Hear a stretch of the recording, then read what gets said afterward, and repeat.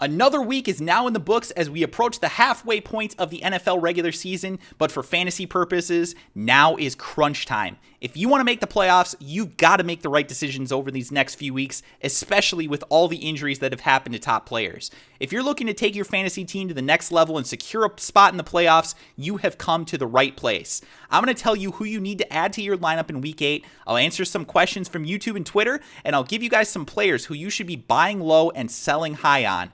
It's all on this episode of the Fantasy Football Swagger Podcast.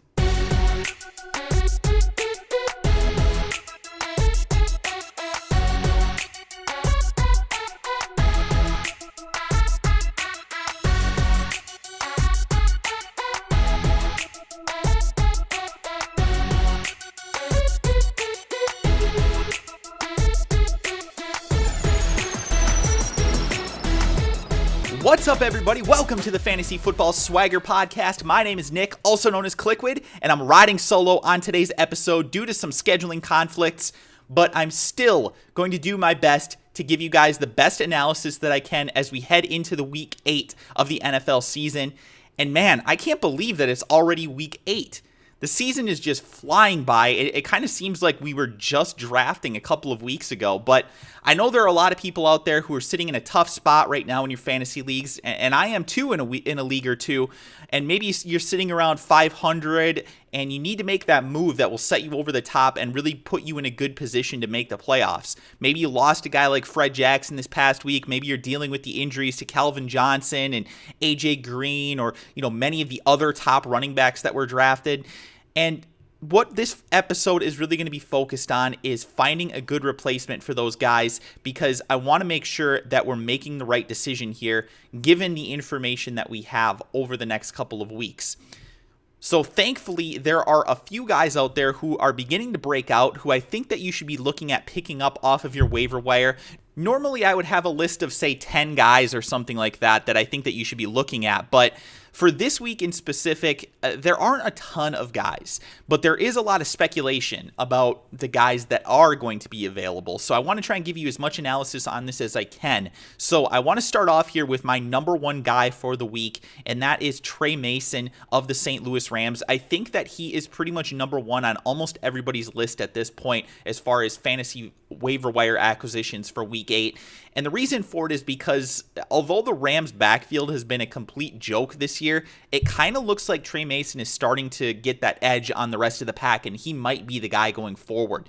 Now, obviously, like I said, their backfield has been just a complete disaster this year. Zach Stacy was supposed to be the guy. Then he almost lost his job to Benny Cunningham in the preseason. And then the two of them kind of have split carries and touches throughout the whole rest of the year so far through the first 7 weeks.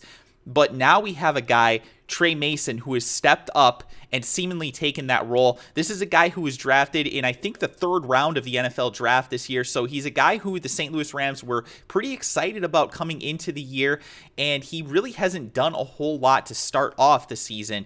But over the past 2 weeks, he has definitely stepped it up. This past week, he got 18 touches, while Benny Cunningham only got 7 touches, and Zach Stacy only played 1 snap. Mason is a legitimate NFL talent and should be the top target, I think, on most waiver wire acquisitions this week.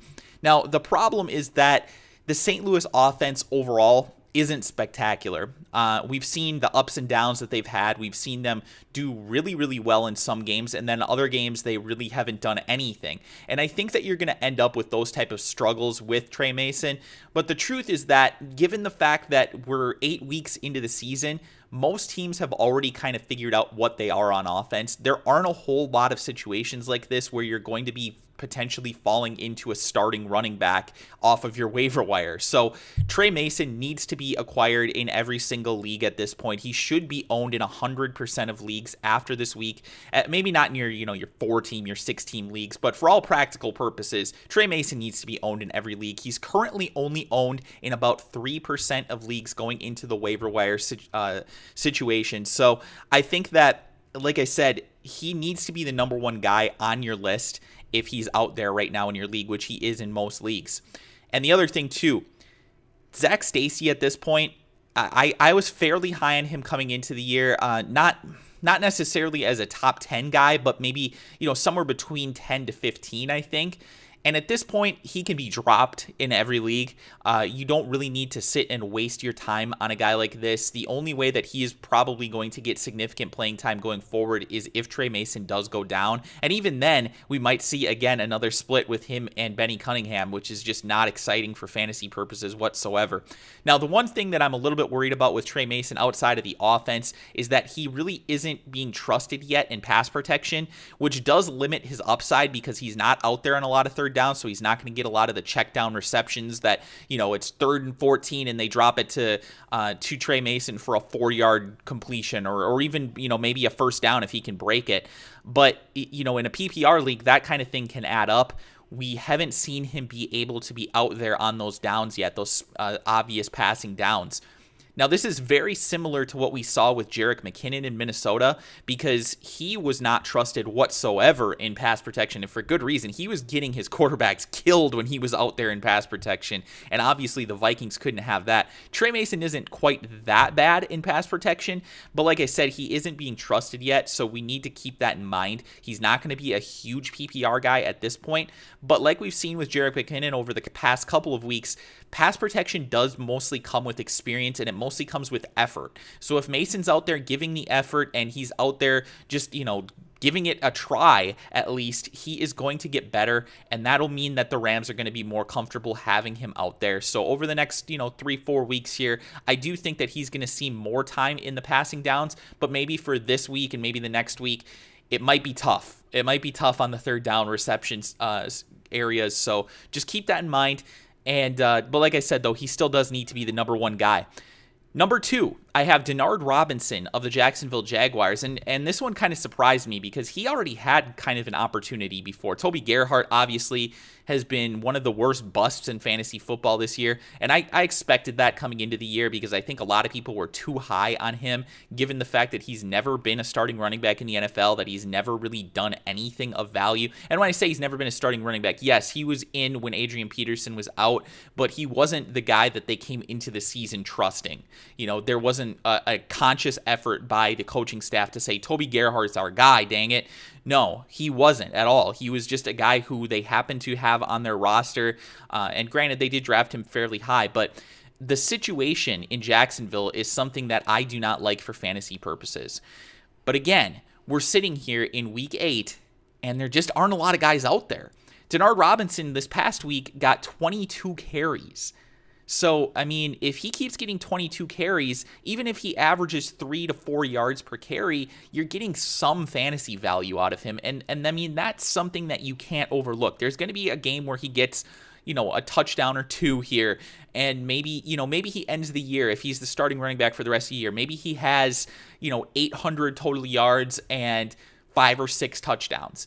And that's going to mean that there are up and down games for him. There's going to be a game where he rushes for 30 yards, doesn't catch any passes, and does nothing in the touchdown category. And that's going to be really, really frustrating to own.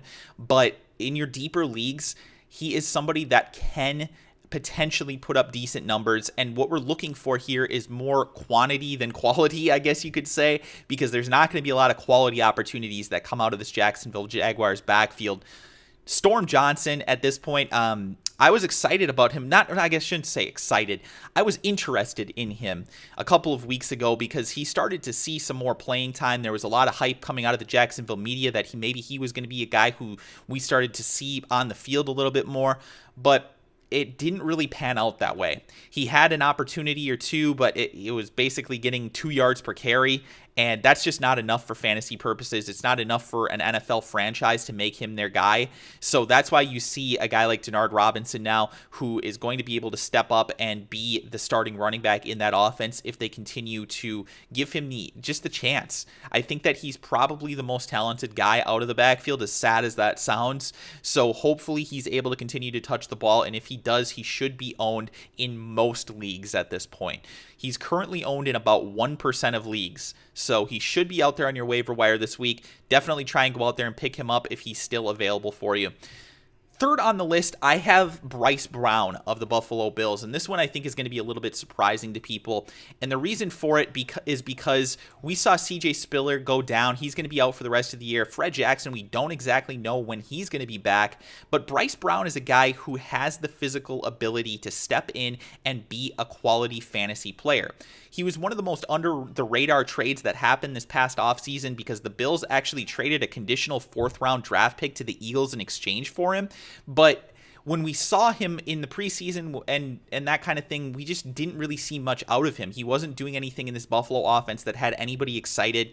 He hasn't even seen the field really this year, but I think that more has to do with the fact that Fred Jackson and CJ Spiller together kind of do what Bryce Brown would otherwise do, and he's probably not quite as good as either of them. So when you see him being deactivated and a guy like Anthony Dixon being activated, it more has to do with the role, I think. It's not necessarily that they think Anthony Dixon is going to be, necessarily their guy going forward. It's more, okay, so we have Fred Jackson, we have CJ Spiller. Now maybe we need a guy who's a little bit more of a grinder. And I think that's more of what Anthony Dixon is. Now, there is some concern that Anthony Dixon is actually going to be the starting running back this week. There's so far in practice, he has actually been getting reps with the first team over Bryce Brown. Now, I think that for this week, you might be looking at a situation where Anthony Dixon is the one that you want to own. But the question is, who do you want to own for the next 3, 4, 5 weeks? And I think the answer to that question out of these two is Bryce Brown. Bryce Brown, in my opinion, has more talent. We've seen him in relief of LaShawn McCoy put up big numbers. And the thing is that either way, the Bills are going to be in a situation where they're not going to run the ball necessarily a whole lot because they're probably going to be down quite a bit in quite a few games. So I want to see a guy who can catch passes out of the backfield, who maybe has a little bit more explosion in his game. And I think that's what Bryce Brown brings to the table. Like I said, I can definitely see Anthony Dixon being the better fantasy player to own this week. But going forward, I'm looking at Bryce Brown as the one that I want to own. Moving on now to wide receiver, and I have Doug Baldwin of the Seattle Seahawks as my number 4 overall player this week on the waiver wire rankings. He's owned in 34% of leagues. Honestly, he hasn't been very productive this year in terms of fantasy production anyway, but the departure of Percy Harvin gives him the opportunity to be the wide receiver 1 there for Russell Wilson. Russell Wilson's definitely advancing and progressing as a player, certainly as a passer this year, so it's nice to see that. And anybody that's a wide receiver 1 for a passing game that's getting better, I think is somebody that you need to be looking at least. This past week, with the first game with Percy Harvin gone, 7 catches, 123 yards, and a touchdown. Now, he was seen yelling at Wilson during the loss to the Cowboys, but that really hasn't seemed to mess with his chemistry at all with Russell Wilson. They still seem to be getting along. Obviously, he had his best fantasy game of the year this past week, and he has a good matchup this week against the Panthers as well. So if you want to go out there and pick up somebody, if you're in the situation where you have a Calvin or an AJ Green or somebody that's injured right now, or you got a bye week receiver or something, Doug Baldwin is a decent player. I think that you can definitely get some production out of him this week. And then I did also want to talk a little bit about the quarterback position because there's been a lot of fluctuation in terms of your top quarterbacks really not performing. I mean, guys like Matt Ryan, Matt Stafford, quite a few guys have not been up to par lately in terms of fantasy production. And I know a lot of people are out there looking for guys who could potentially put up decent fantasy points over the next couple of weeks here. So Ryan Tannehill of the Miami Dolphins, owned in 22% of leagues right now. He's thrown at least 2 touchdowns in each of his past 3 games. He's also had at least 12 fantasy points in every game this year. Now, he's facing a Jacksonville Jaguars defense this week who's allowed the 3rd most passing yardage in the league so far this year. Now, granted, they have kind of shut down in terms of touchdowns the opposing quarterbacks over the past 3 weeks, but I think that's more situational and not necessarily a trend or anything. It's not like they're, a lockdown defense in the red zone or anything. So it's just more situational in my opinion. But Ryan Tannehill, I think, has the potential to be at least a consistent source of, somewhere between 12 to 20 fantasy points. And I know that's a big fluctuation, but it really comes down to if he gets into the end zone a few times or just once. And that's, of course, always the concern with our fantasy football quarterbacks. But I do think that Ryan Tannehill is somebody that is not going to be quite as up and down for the remainder of the year as some of these other guys have been. So if you're looking for somebody who's on the up and up and somebody who's definitely getting better as a quarterback, he looked like he might not even be the starter earlier in the year, and now he's definitely settled in. At one point this past week, I think he was something like 17 of 18 or something like just absurd like that. I saw a stat line at the bottom of my TV screen, and I was like, what the hell? Ryan Tannehill 17 of 18? Now, granted, he didn't finish quite that good, but he still had a great fantasy day this past week. Like I said, he's certainly progressing as a passer. He's got some decent targets out there with Mike Wallace and guys like Charles Clay. Lamar Miller's coming along as a runner. And I definitely think that we're seeing the better part of the Miami Dolphins offense, something that we were hoping to see earlier in the year, but it's certainly coming around now. I think that Ryan Tannehill can potentially give you a decent bye week fill-in at quarterback if you need one over the next couple of weeks here, and somebody that could potentially be a guy who you replace like a Tom Brady with, or, if Cam Newton continues to struggle, maybe we replace him with a Ryan Tannehill for the remainder of the year. Somebody who's, like I said, is going to give you that more consistent fantasy point total. Maybe won't have the peaks and valleys that other guys do. So, final person on the list today, somebody who I just still can't believe isn't owned in every league at this point. I mean, I've been hyping this guy up since like week 3, and I just don't understand how he isn't owned in every league. But 33% of leagues own Jerick McKinnon of the Minnesota Vikings. So, I'm baffled right now. 19 carries this past week. He took him for 103 yards against the Bills, who had averaged the fewest rushing yards per game allowed of any team up until that point. So they were the best against running backs, and he ran for 103 yards against them. I don't see what there is to dislike. Not to mention 11 receptions over his past 3 games. He's being out there on your third downs and in your passing downs a lot more than he was earlier in the year, and that was the big concern about Jerick McKinnon. He's certainly the more talented between he and Asiata, and Asiata's only carried the ball 8 times over the past 2 games, a total of 8 times. So Jerick McKinnon certainly has supplanted him as the feature back in Minnesota. Now, granted, their offense is not going to be spectacular. They're not going to be out there putting up 100 fantasy yards per, or 100 yards rushing per game, I should say. So you're not going to get the huge fantasy days out of Jerick McKinnon in a lot of weeks. But the thing is like I've mentioned a few times, I just don't understand how people are missing out on a guy like this who has that explosive ability. I mean, he's going to be a guy who gives you decent receptions out of the running back position. So if you're in a PPR league, he's going to be valuable there. And if he touches the ball 20 times a game, even if he only averages 4 yards per touch, that's still 80 total yards. And if he sneaks into the end zone, you're getting yourself, a 15-point fantasy day in some leagues. So I definitely want to own him in every single league that I have. I've tried to go out there and pick him up. Hopefully you guys have been listening to the podcast over the past few weeks and you have gone out there and picked up Jerick McKinnon. But if you haven't and he's still available, please go out there and pick him up now. I would like him over anybody else on this list, including Trey Mason. So certainly that should tell you where I feel about Jerick McKinnon going forward. I think that the sky is the limit for this guy. I'm not calling him the next Adrian Peterson, but I certainly think that he can be a valuable week-to-week fantasy contributor for your team. So let's move on and talk a little bit about some of the questions that have come in. Now, if you guys are interested in asking a question that you want answered here on the podcast, make sure that you leave them in the comments section below here on YouTube, or of course, you can send them to me on Twitter at Kliquid TV. The first one comes from Brandon Hatfield on YouTube, and he asks about a 10-team standard scoring league. He needs 3 guys out of this group. He has Marshawn Lynch, Le'Veon Bell, Alfred Morris, and Eddie Lacy for this week. Now, Marshawn Lynch, I think, is a rock-solid guy that you have to start basically every single week. Carolina has not been a spectacular defense this year. Now, I know Russell Wilson's advancements in terms of fantasy production have meant that Marshawn hasn't had quite as many big games as he normally does, but he's so reliable as a runner that I just don't think you can overlook that. Le'Veon Bell has been one of the best fantasy running backs all year. I think he's a rock-solid guy that you need to have in your lineup every week, regardless of the matchup. And then Eddie Lacy and Alfred Morris are the final 2. Alfred Morris at Dallas, Eddie Lacy at New Orleans.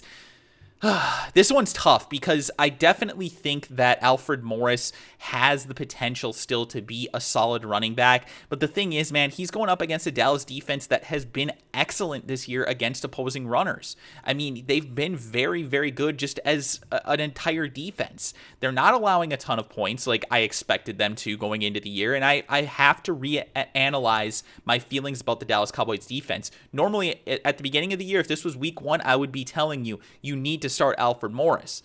It's not going to be that way this week. I'm going to go with Eddie Lacy at New Orleans. I think Eddie Lacy, despite the fact that he's only getting, 12 to 15 touches per game, which is not spectacular out of a guy that you took in the top 5 in a lot of leagues, Eddie Lacy is going to be a guy who approaches that 10 touchdown threshold, and that's the reason that he was going in the first round in a lot of leagues. People, I don't know, had this idea that the Packers were suddenly going to become a balanced offense, and Eddie Lacy was going to go for 1,200 rushing yards, 1,500 total yards. I don't see that happening. I think that 1,200 total yards is probably more realistic for him if he even reaches that number.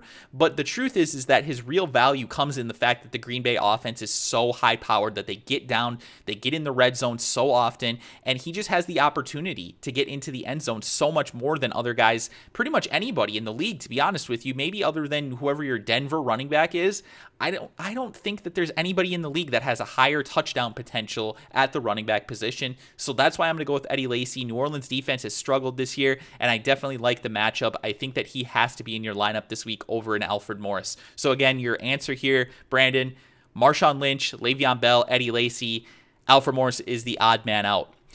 Next question comes from @Chimichangas on Twitter. I like your name, by the way. That makes me laugh. He's looking to trade away Cam Newton, and he says that he's in the need of a wide receiver or a running back.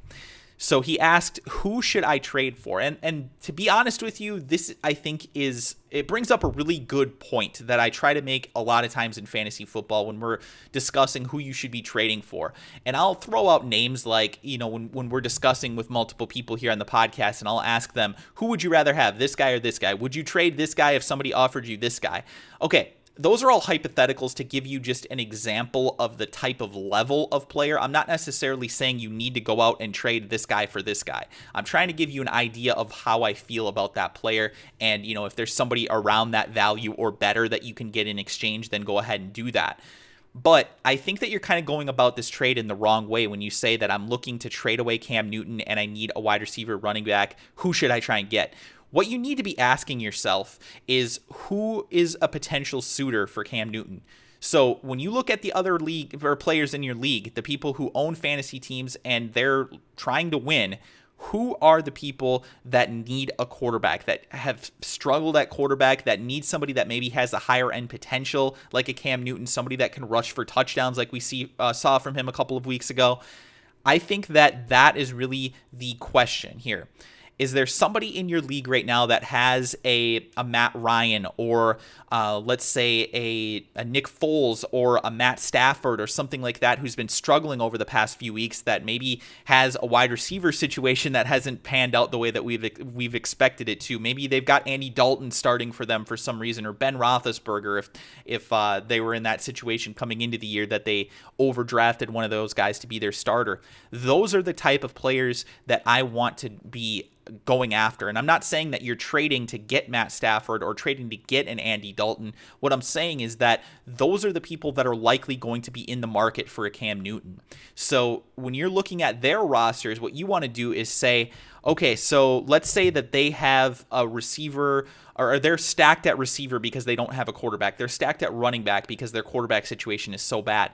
That's the position then that I'm looking to acquire. I want to trade for their position that they have a lot of talent at, and I want to give away a position that I have a lot of talent at. And that way it can be a mutually beneficial trade. It can be something that both people are winning in the end. So maybe they get an upgrade at quarterback, maybe you get an upgrade at wide receiver. For your starting lineups, both of you improve. Now, your depth, obviously, you might struggle at a little bit, but in fantasy football, we don't get points for our bench. So it's good to have depth, but at the end of the day, you need points in your lineup. And that's why somebody should be trading for a Cam Newton if they're struggling at quarterback. And I know Cam Newton has had his own struggles at quarterback this year, but the truth is we all know that this guy has the potential to be a top 5 fantasy quarterback. He's going to have those games like he did 2 weeks ago where he just puts up monster numbers, and that's the kind of thing that can win you a league. If he gets in there and he wins you a game that you shouldn't have otherwise won, you start to get on that roll, it's hard to stop teams. So that's why I think a guy like Cam Newton does have value.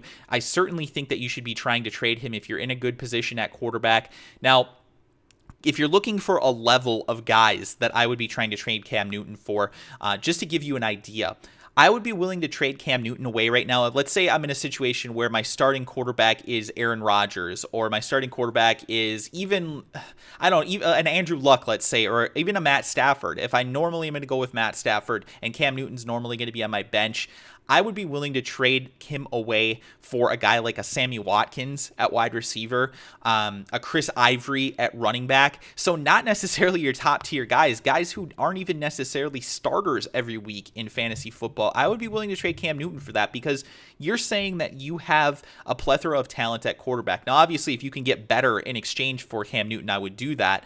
But those are the type of level of players. That's like the bottom line of players that I would be willing to trade away or trade Cam Newton away for. So if you can get somebody Sammy Watkins level, Chris Ivory level, or better at their position, I would pull the trigger and do that. Try and make sure, though, that you look at multiple teams in your league when you're making these trades and you find a couple people who could potentially be interested in Cam Newton and float offers to both of them.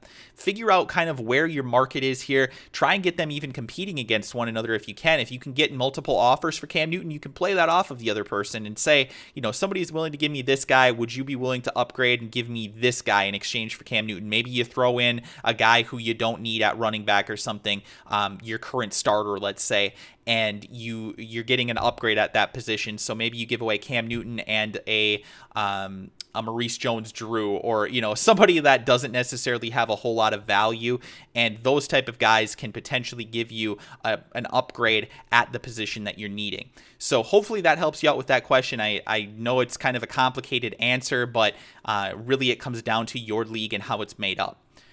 Third question that we have this week, and this is the final question of the week, it comes from Winter Ist Coming, and that cracks me up as well. Nice Twitter handle. I do appreciate that. I'm a big fan of Game of Thrones. I think you guys have seen me wearing Winter is Coming t-shirt on some of my YouTube videos, so hopefully you know I'm a big fan of that show. But he asks, should I trade Brandon Oliver and Wes Welker for Calvin Johnson? So he would be giving up Brandon Oliver, Wes Welker, and receive Calvin Johnson. And again, I think this really comes down to your specific situation that you have in your current lineup.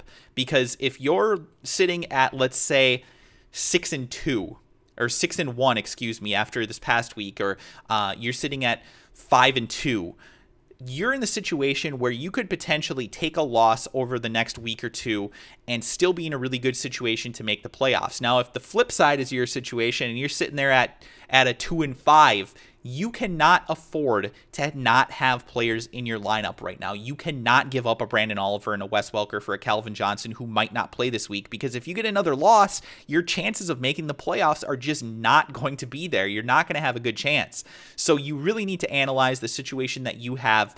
You have to also keep in mind, though, with this trade, guys like Brandon Oliver are not necessarily going to be the starter. They're not necessarily going to have a given role in the offense even once the starter comes back. So Ryan Matthews is expected to be back over the next couple of weeks here. When he does get back, I expect Brandon Oliver to take a role as kind of a third down guy, and maybe he gets, 10 touches a game. Is that enough to still be in your lineup? That's the question. I don't necessarily think that it is. I don't think he has quite the explosive ability of a Darren Sproles or, guys like that, maybe even a Danny Woodhead who was in this role prior to Brandon Oliver. I'm not sure that he is going to be able to put up quite as many fantasy points as those guys, given the limited number of targets and touches that he's probably going to get. But for the time being, Brandon Oliver is a good option because there really isn't anybody else in the backfield who's taking touches from him. He could potentially touch the ball 25 times this week. And that's the type of production that just cannot be overlooked in fantasy football. We really have to always remember that touches are king in fantasy football. It's not like other sports where guys can get, limited number of at-bats in baseball and still hit a home run and be a huge value. If you're only touching the ball 5 to 10 times a game, it's going to be very, very difficult to get fantasy production out of you. And that's why I'm saying if you're in a situation, like I said, where you're a team who is out in front right now and you don't necessarily need to win this week in order to get into the playoffs, I love Calvin Johnson. I think he has the potential to be the number one fantasy wide receiver from this point through the remainder of the year if he does come back this week. So I absolutely love that. Wes Welker has been disappointing this year. I think he's pretty clearly the fourth option in the Denver offense at this point. So, I'm doing the trade. If I'm 500 or better, I'm doing this trade. If I'm below 500, I'm not doing this trade. So hopefully that answers that question for you.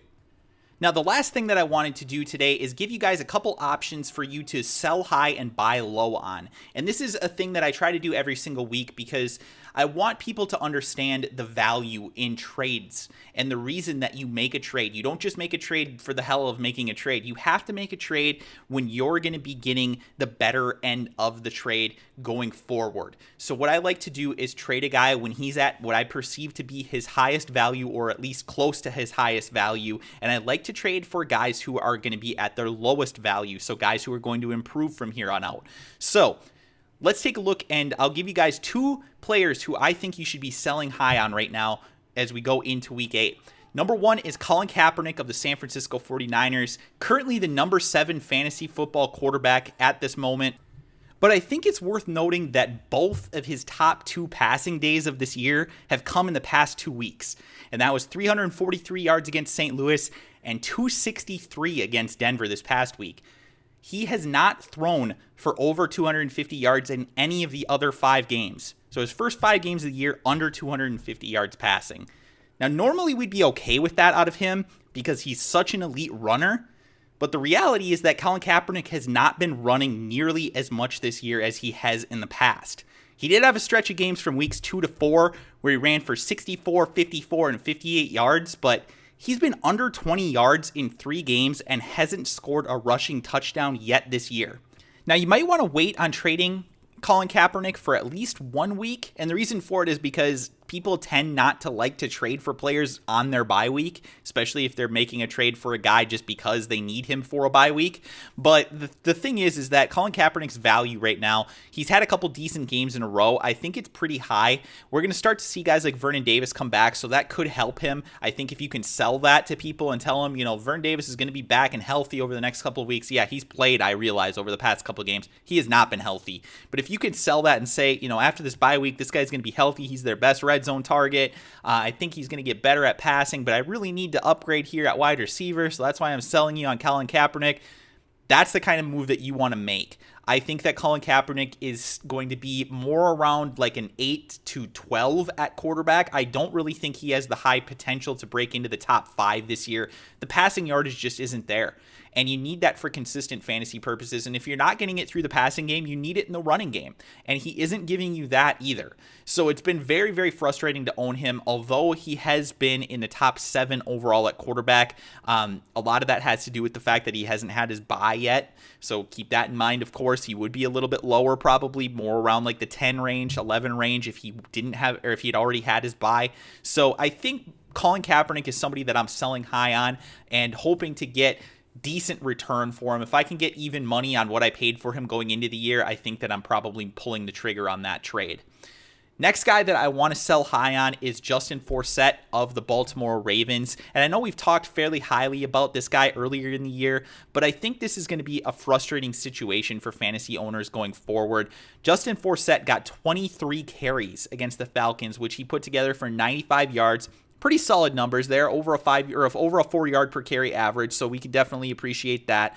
But the thing is that it was Bernard Pierce who came in and scored at the goal line. Now, we're not really worried about Bernard Pierce taking over the role as being the number 1 running back anymore there, but if he's getting the goal line work, that is going to make Justin Forsett very, very frustrating to own because he's going to have games like this where he gets 90 yards and no touchdowns. Not a terrible fantasy day, but not the type of fantasy day that we would like to see out of a guy who we're, looking at right now as the number 8 overall fantasy running back. That's where he sits right now in your standard scoring leagues. And in PPR, he's even higher than that. So my personal opinion is that I'm selling Justin Forsett. I don't believe in the talent of this guy. He's been in the league for quite a few years. He's basically a journeyman at this point, and I don't really see how he continues to produce this type of numbers for the remainder of the year. One injury, one bad game could potentially mean that it becomes a full 3-headed monster, as you want to call it there, with Taliaferro being added into this group with Forsett and Pierce.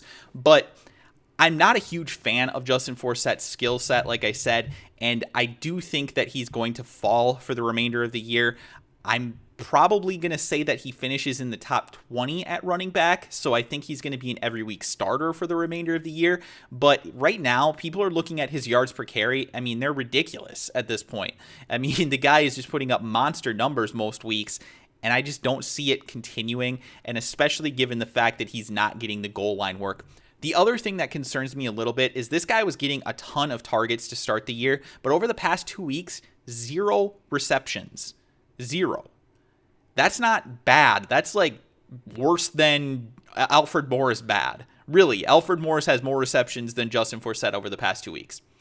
That should tell you everything that you need to know regarding Justin Forsett, in my opinion. I mean, I'm not saying that the guy's going to have 0 receptions for the rest of the year, but I do think that he settles in at more like a 2 to 3 catch game rate versus the 4 to 5 rate that he was at the beginning of the year. I don't see that being sustainable at all, and I definitely think that Justin Forsett is going to be somebody who you can sell high on right now and still get a decent return for him because he's still getting decent fantasy numbers here, and he's coming off of a couple really nice games in a row. So you've heard the guys that we want to sell high on. Let's talk about the guys that I want to buy low on. And the 2 guys that I want to buy low on are 2 guys that I think everybody should be buying low on right now. And it should be pretty obvious: Calvin Johnson and AJ Green. Both of these guys have missed quite a few weeks here now at wide receiver. They're both top 5 fantasy wide receivers coming into the year.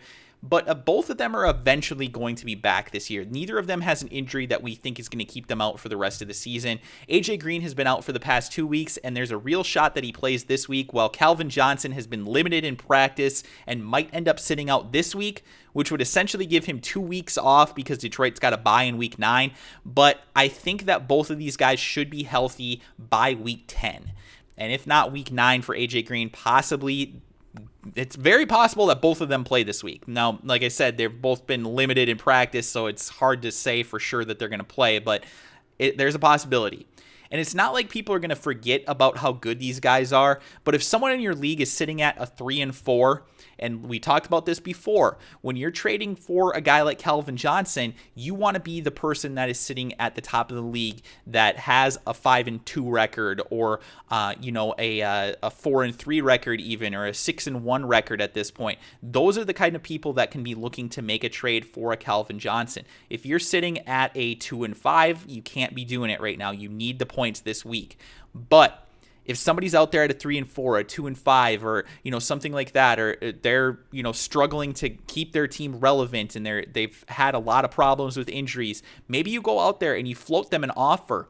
Now, you're certainly not going to get a Calvin Johnson or an AJ Green for like Brandon LaFell or something like that, but maybe somebody like a Kelvin Benjamin or an Eddie Royal might be a good option to trade away while they're hot, while they've been producing, and maybe you can potentially prey on the guys who are in need of those fantasy points this week, and you can get an elite fantasy producer like AJ Green or Calvin Johnson going forward.